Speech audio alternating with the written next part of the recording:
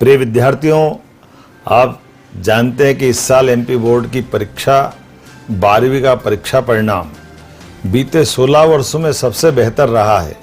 इसी प्रकार 10वीं के परीक्षा परिणाम भी अच्छे रहे, लेकिन कुछ परीक्षार्थी सफल नहीं हो सके। ऐसे बच्चों के लिए मध्य प्रदेश सरकार सेकंड परीक्षा कराने जा रही है। द्वितीय परीक्षा या अवसर की शुरुआत 7 मई से हो रही। ऐसे बच्चे जिनको पहली परीक्षा में कोई कठिनाई आई, उनको लिए दूसरा अवसर अर्थात 1 साल में 2 बार बोर्ड की परीक्षा होना, ये वाकई एक बड़ा मौका भी है। इसलिए आज के इस दौर में हम तो उस दौर में से निकले हैं जब साल में केवल 1 बार परीक्षा होती थी और किसी कारण से आप उसमें अनुत्तीर्ण हो गए, रह गए, छूट गए, बीमार हो गए तो फिर अगले साल पे जाती थी। लेकिन अब समय बदला है, आज दोबारा मौका मिलता है। इसलिए ऐसे बच्चे जिनको किसी कारण से पहले अटेम्प्ट में दिक्कत आ रही, उनको 7 मई से होने वाली परीक्षा के लिए मेरी अपनी ओर से अग्रिम शुभकामनाएं। आप सभी के लिए केवल ये परीक्षा नहीं है, आप केवल छात्र नहीं है, भविष्य की धरोहर है।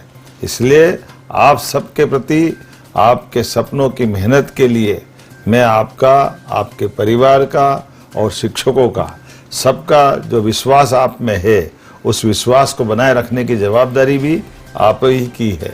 मैं समझता हूं कि कभी कभी परिस्थितियां हमारे अनुकूल नहीं होती, परिणाम उम्मीद के अनुसार नहीं आते, इससे मन थोड़ी देर के लिए विचलित हो जाता है।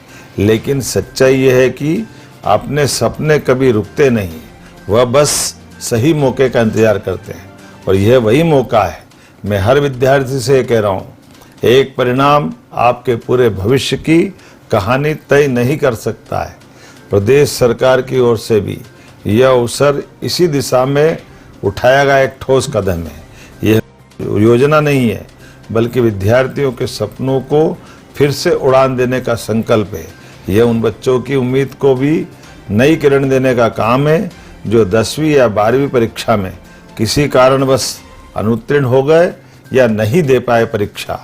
द्वितीय परीक्षा विद्यार्थियों के लिए एक नई शुरुआत है, एक ऐसा मौका है जहां आप सभी अपनी मेहनत को फिर से सही साबित कर सकते हैं, अपने आत्मविश्वास को पुनः खड़ा कर सकते हैं, अपने लक्ष्य के और करीब जा सकते हैं।